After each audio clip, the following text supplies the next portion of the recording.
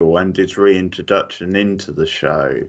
Now, it's one of the unfortunate things. Then back then they had to have him on the credits, and it's just one of those things because he's on the main cast list. And nowadays they could actually work around that, and it wouldn't be such a thing. But it obviously kills a bit of drama because he's gonna be back. And I can imagine watching at the time, you were probably like, well, I think Angel might legitimately be gone and we might not see him again after the way season 2 ended. And you at least would want that drama of not knowing if he's going to come back. I think they bring him back too soon.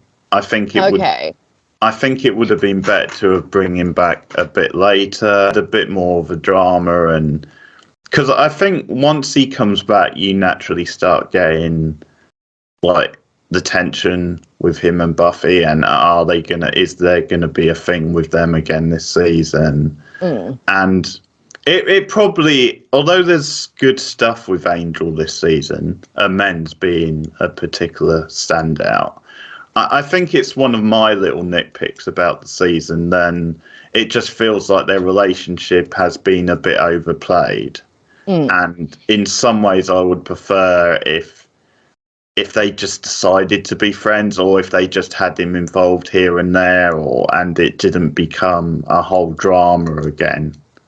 I think it drags it down a little bit. It's the reason they gave him his own show.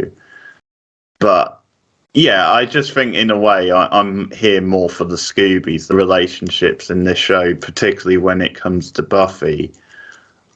Like, I like them up to a point, some of them, but I'm also kind of, I'm over this now. I'm not really here for this. The whole thing during the prom, which is legitimate drama, and you can understand why Buffy gets upset. I hate that she's still moody with him in the next episode, where they've already like made up and decided it's for the best we go our own ways after this. Like a bit, you already kissed and made up. Why are you still being arsey with each other? Sort of thing. No, I hear you. Yeah, it's a little bit like, but that's kind of, I feel like that's in character for Buffy. She doesn't, especially when it comes to Angel, she doesn't always deal with her emotions well, and one of her defense mechanisms is just to start yelling at him. She does it in season 2 as well. Angel was supposed to die at the end of season 2. The only reason he came back is because they wanted to give David the show, so they had to bring Angel back to spin him off onto, Angel, which,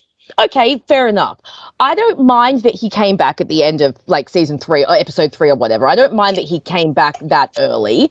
I don't even mind that. I think the whole him and Buffy trying to figure out, like, I like the fact that he comes back quite rabid. I like the fact that, she has to kind of, look after him for a certain time, kind of initial integration of like, Angel's back, what do I do? The conflict with the Scoobies when they find out. They've got to stop ganging up on her like this, but they definitely have a point. Like, I completely think that they are fair to say, you should not have hidden this from us. You absolutely cannot be out there making out with him, because we all know what happened the last time you guys got physical.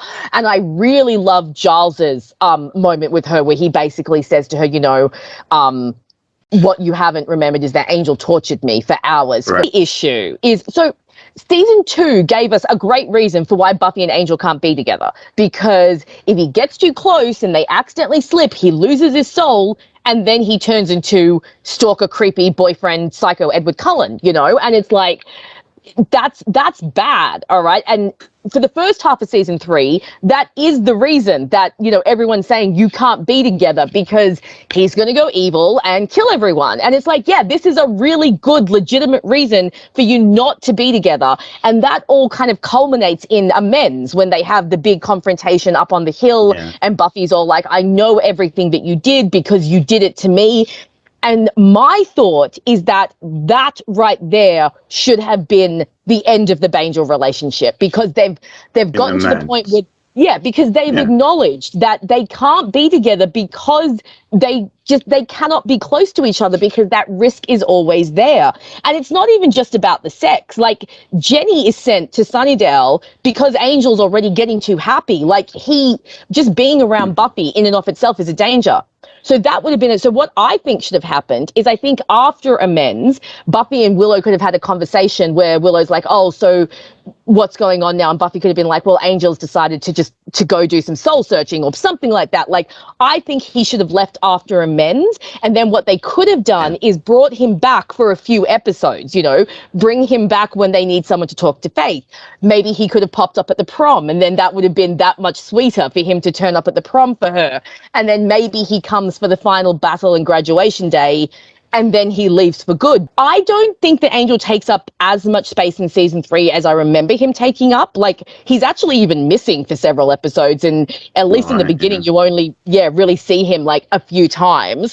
But I do think that his and Buffy's relationship does get dragged on too long, and I do think that their eventual breakup is, for me, it doesn't quite work. But they do still have several moments over the season that I still love. I feel a similar thing, that maybe they could have just used him a bit better. Like, they could have used him in here and there, and you're just talking maybe a little bit of a rewrite.